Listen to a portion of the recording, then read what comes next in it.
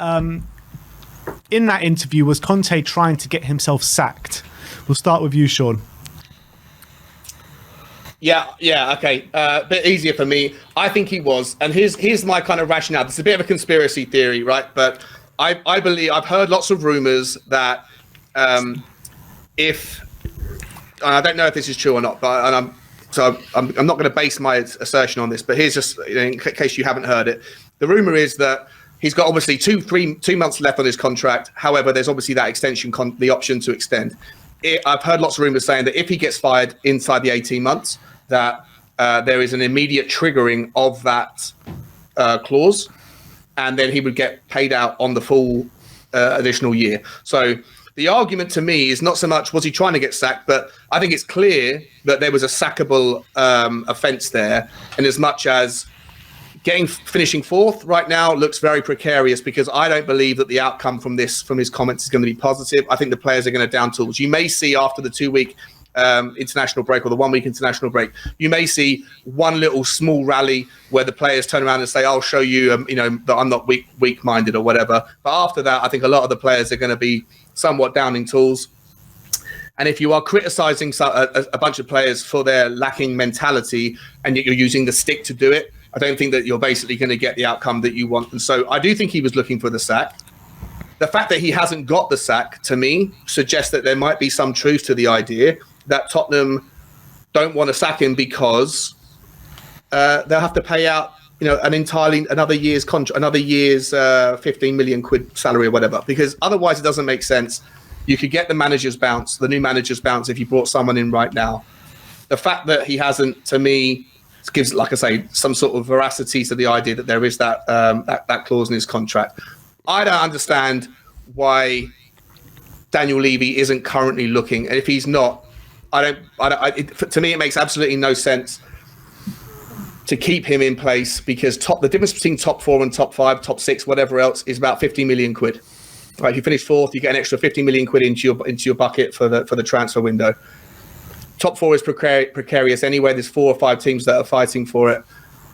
To me, it is the last swinging. It's like a punch-drunk boxer going down fighting, swinging haymakers, trying to take down everyone with him, but he knows that it's game over. I think he's fighting for the sack, but the fact that Daniel Levy and the board haven't done it yet, I think there's something else going on. There's an ulterior motive, or there's something in the background that is stopping them from doing it. Go on, mate. Sorry, Ben. Let me ask you this, Sean. If he was looking for the sack, then why, with these rumours coming out saying that, he was just aiming it at the players and not the board, then why not tell Daniel Levy in that meeting that he was aiming it at both instead of just the players? Yeah, it's a good question. I don't know. I mean, because I don't know. Maybe he doesn't want to have an uncomfortable. I don't know. It makes sense. It's a good point.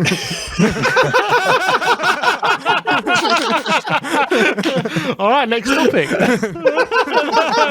I hadn't thought that one through. Brilliant. Slam dunk, mother. Drop the mic. Sava, how are you feeling on this one? Look, was he asking for the sack? Listen, I suppose we could look at many things he's done this season and go, this man wants the sack. I just think he cuts a very frustrated figure. I think he's realised he's joined the wrong club that could damage his brand. I truly believe that. He didn't learn from Jose. He should have learned from what happened to Jose. He didn't. Look, I don't know if he's angling for the sack, but I do get the feeling, guys, that if Daniel Levy was to ring him up and sack him, you get the feeling Conte would just have this huge weight off his shoulders and be like, oh, it's over. Like, I just kind of get that feeling that, I don't know. It's a circus. It's a circus. Every time we lose, Spurs seem to be the only club. We can't lose or draw a game and just go, oh, bad result, and crack on to the next week. Crisis. It has to be an explosive press conference. It has to be every player's terrible, the owner's terrible, the manager's. It can never just be, well, that's a bad result. With a shitty VAR decision. Right, yeah. Can't be. Right. It can't be like, and that's why I said, I thought what happened on Saturday, we've kind of not gone over the point that I thought we were outplayed by the bottom of the league, but we won't get into that now. But is he playing for the sack? I don't know. I can't see why he would be when he's got 2 months, 10 league games. Yeah. Just just see it through. Let's be really, really honest. I think the worst thing that could happen to Spurs right now is we don't have a manager and then we have this whole messing about. But I think Sean is right. What we must be doing in the background now is looking for a manager. I'll be absolutely staggered if he is the manager next season. I can't see how this gets repaired.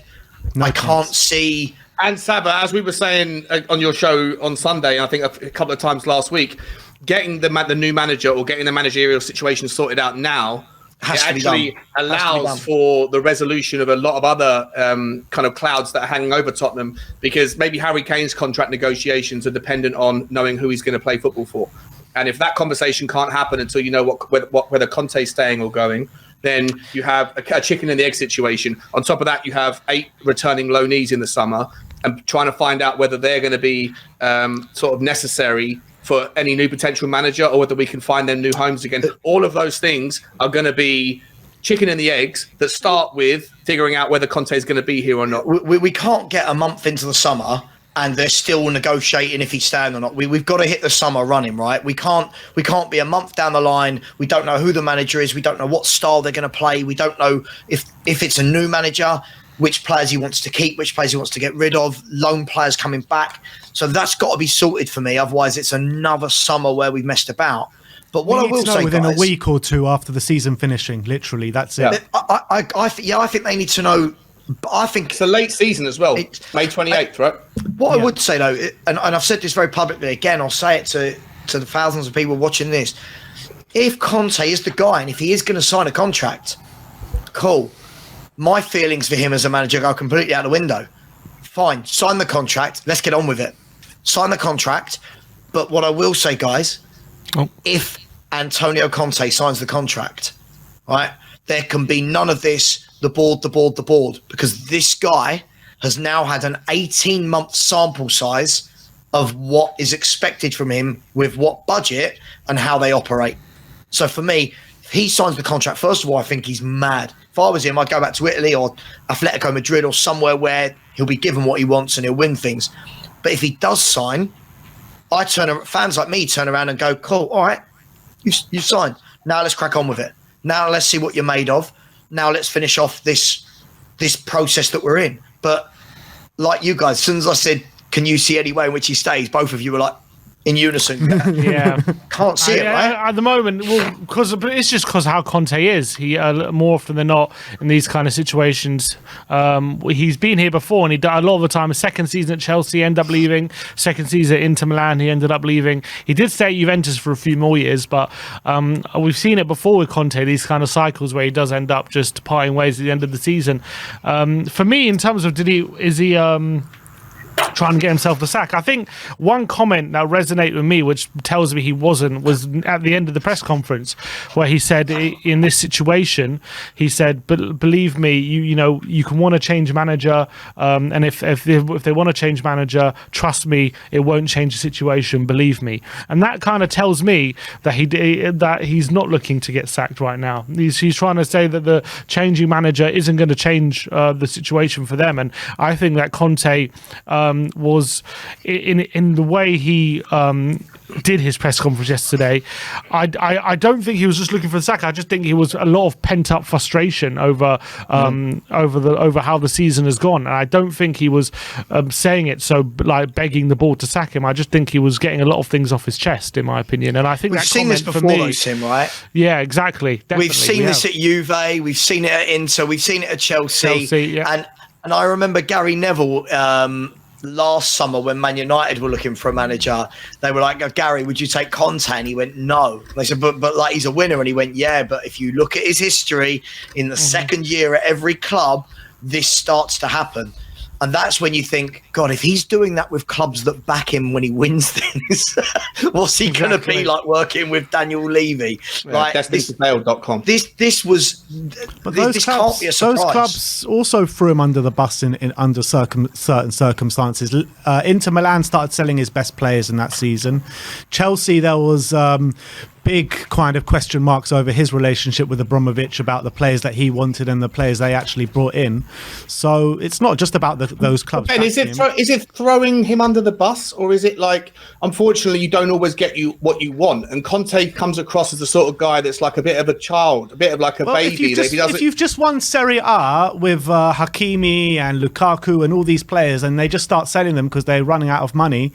Is it right? I mean, but they're running out of money. They're running out of money. So maybe it's not throwing him under the bus, but it's not giving him the tools that he needs to work with. But sometimes, mate, sometimes in life, like the conditions change, and there needs to be compromise.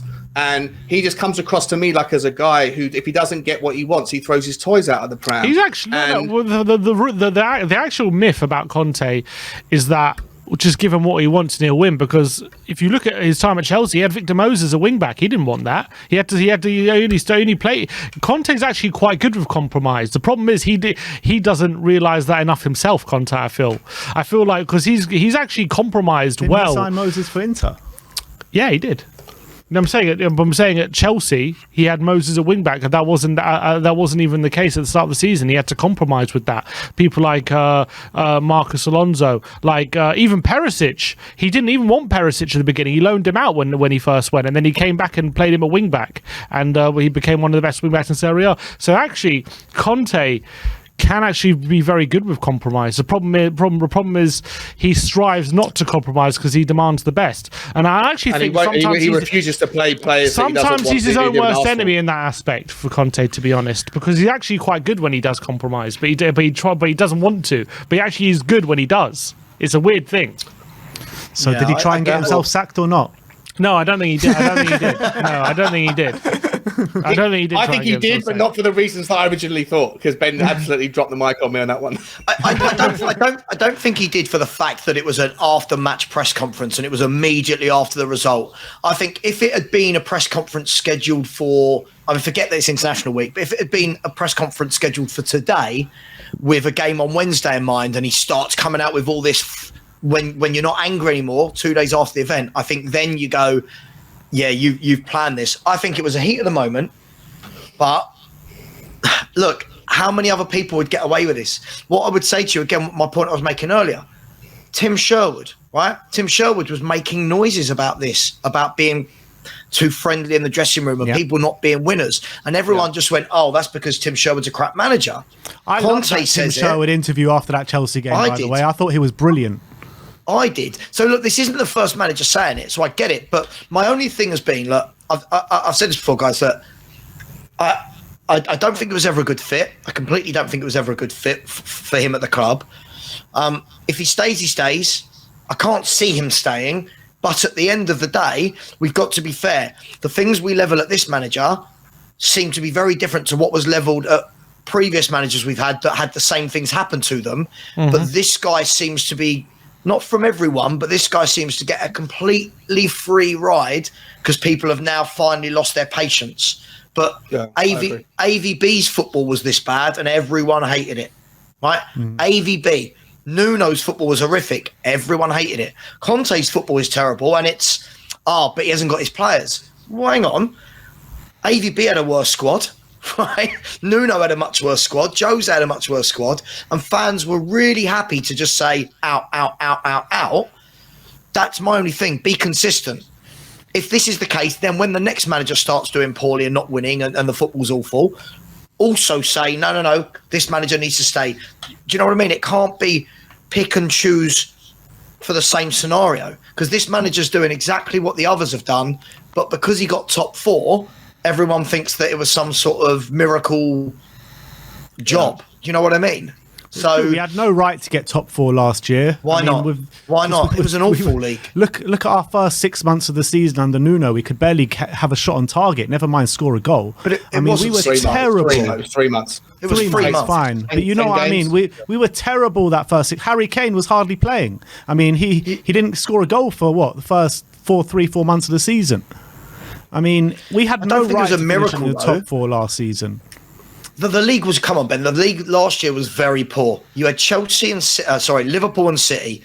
Everyone else. I mean, the dogfight between Spurs at one point. It was Spurs, West Ham, United, and Arsenal, and no one could string 2 wins in a row to to try and take it. Yeah, but we won 10 of our last 14 games, didn't we?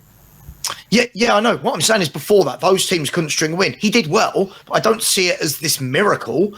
I really don't. I don't see that it was some sort of miracle. It was a very good job. He came in and got the job done. It was a very good job.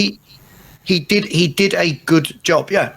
And yet, but this season, his squad is stronger, and yet he is in a worse, weaker position, right? But even on a net, even if you include Nuno's shit show, right? He's still 6 points behind where we were this time last year after the same amount of games.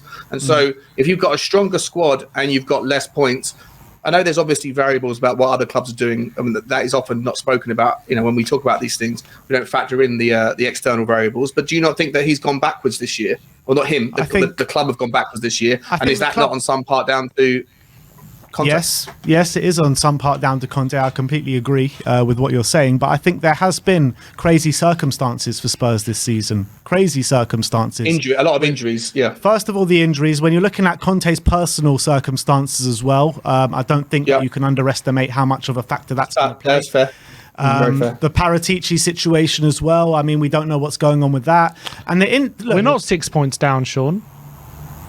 How many are we? We're not. After 28 games last season, we were 7th on 48 points. Now we're 4th on 48 points.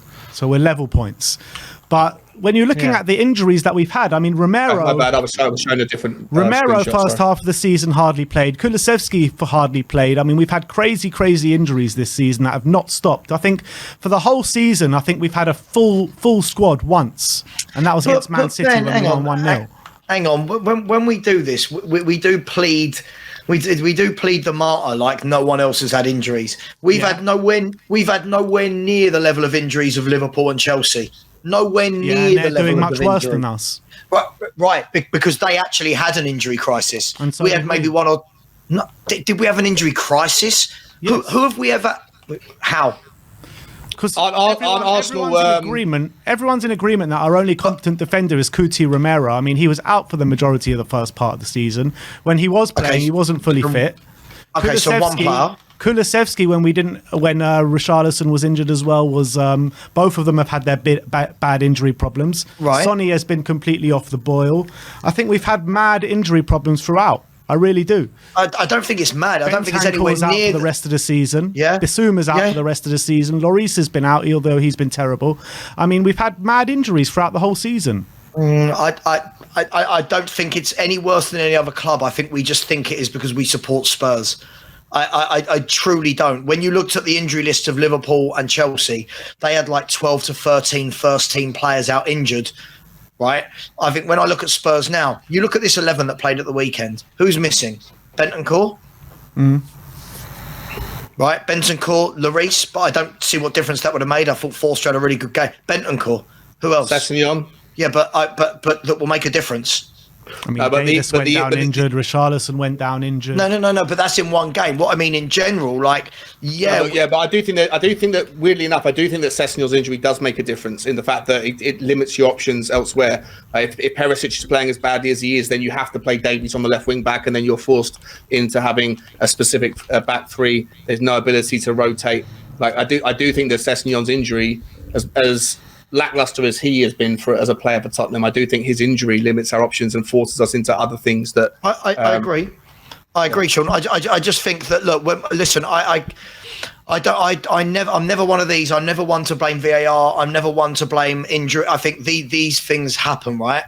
I think I think these things happen, and unfortunately, listen, they do happen. So I don't think for any reason this season that's going to happen. Next season you're going to have injuries. I don't see any of the top clubs that haven't had sustained injuries, right? But has it got better this year under Conte would be the question I'm asking. I'm not saying sack him, but I'm just asking. No, we've gone backwards. We've definitely gone backwards this year. I feel like the football's gone backwards. The actual standard of the football has gone backwards. At the time, what everyone said was that give the players a pre-season to learn how to play. I hate this sound. I can't believe I'm going to say it. To learn how to play Conte ball, and we'll see a different. But we've come into this season and we look. I don't understand how we look worse than last year. It's because a stick-based manager only has a specific time. It's like a temporal impact. Okay, it's the laws of human nature. I've got a book on it. I read an entire book.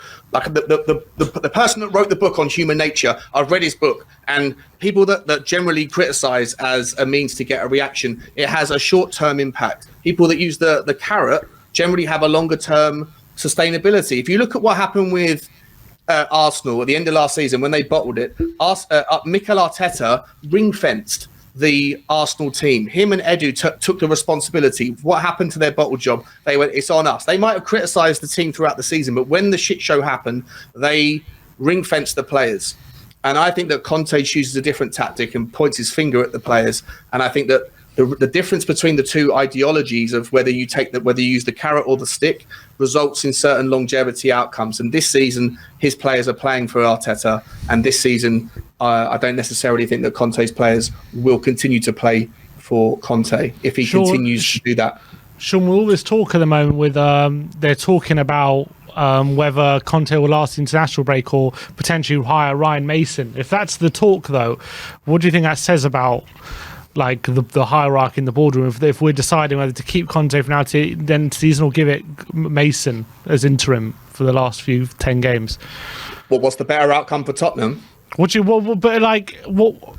are we in that situation where we're either keeping with a manager who? Well, I don't think we need to be in that situation.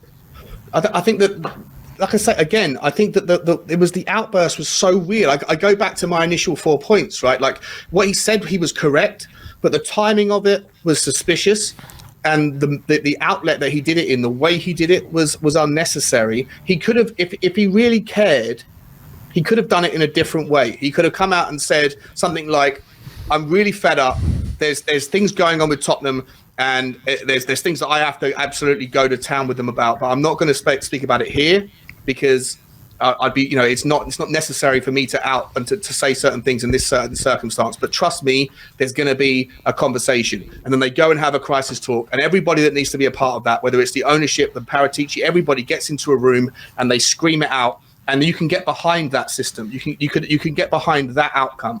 But doing it in the way that he did it, I think, like I said at the start, I think it only has negative outcomes. And if one of those negative outcomes is a situation where you have Ryan Mason in charge for the last 10 games of the season or Conte, then I think either one of those choices results in Tottenham finishing outside the top four. And I think finishing outside the top four entirely impacts and affects our ability to do business in the summer. And I think that next season is going to be an absolute and it will be incredibly likely that next season will be an even more frustrating season because we won't necessarily have the money, because this owner doesn't want to, put money in their pocket, and they want to utilize the, make ends meet philosophy. And not having Champions League football means that we can't go and sign, if not, to Sava's point, a Guardiola or a Bastoni, at least a Kim Min-jae, right? Kim Min-jae's got a £43 million release clause, and part of that release clause is limited to only teams outside of the EU, which means the Premier League or teams outside of Europe. So Tottenham Hotspur could go and get, absent Napoli getting him done on a new contract, you could go and get Kim Min-jae. You get Kim Min-jae in the midfield three next season at 43 million quid for a player of his caliber. A lot of Tottenham's problems go away. But 43 million. Why would Kim Min-jae leave title-winning, potentially Champions League-winning Napoli and come here? Money. Napoli's bust. Napoli's every other team. This is my point. They're all broke. They can't. This is my point about signing top players. But everyone in the chat's telling me just pay enough money and you get them. Well, I think you do. Kim Min-jae's 26 years old. He's got. But he's going to have bigger suitors than Tottenham Hotspur. Manchester United and Liverpool also want him, apparently. Yeah, Manchester United have got Varane and Lisandro Martinez, so he'll be a squad player at best at Manchester United, right? Tottenham Hotspur, he comes in Liverpool? And immediately. I mean, they've got options as well, but Liverpool are in no better a position than Tottenham right now. They are massively. They always are.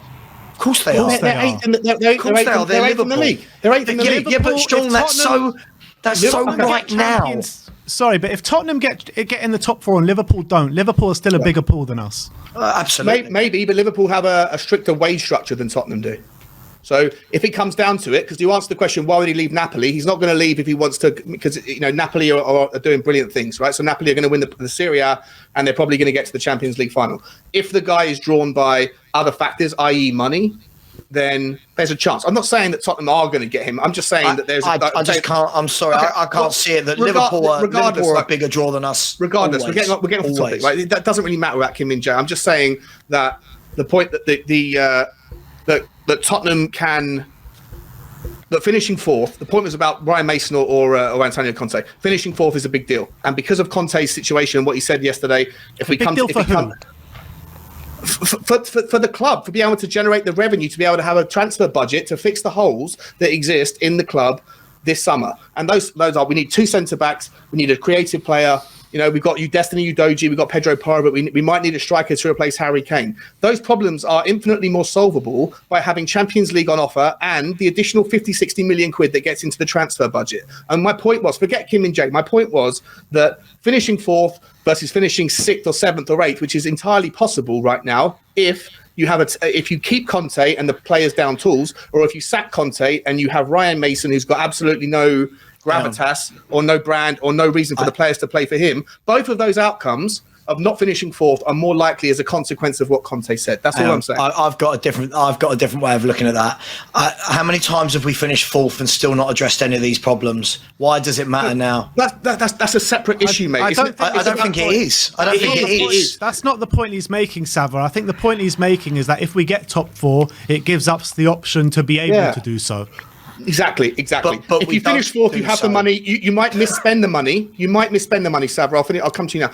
You might misspend the money, but at least you have the option to spend it if you finish fourth. If you don't, then you don't have the money. You can't screw the money up anyway. I see that, but I think every year as a Spurs fan, we sit here, don't we, in different chats, and you always hear fourth. We've got to get fourth so we can attract players, Champions League, and we never actually do.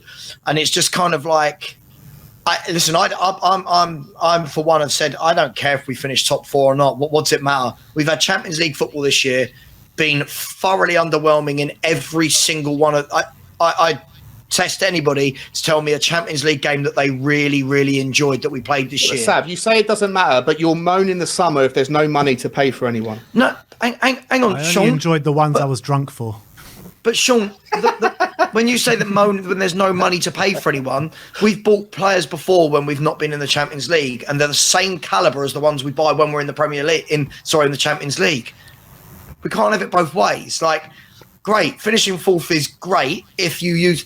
Let me put it this way: if Newcastle finish fourth, they use it as a platform. Right, Newcastle will use it as a platform to kick on. Right, dare I say it? Probably even Brighton would.